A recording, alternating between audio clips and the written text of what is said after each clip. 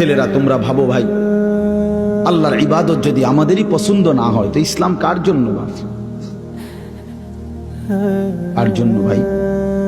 বলো ভাই। তাহলে নামাজ কার জন্য? নবী কার জন্য কাঁদলেন? এত রক্ত, এত চোখের পানি কার জন্য ফেললেন? আমাদের কাছেই আমাদের নবী পছন্দ হয় না, আমাদের ধর্মই আমাদের কাছে ভালো লাগে না।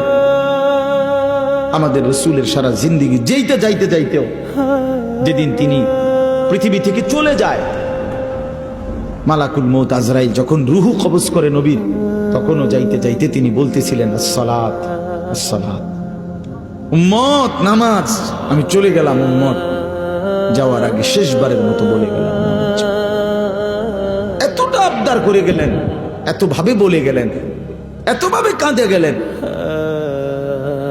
তাহলে ইসলাম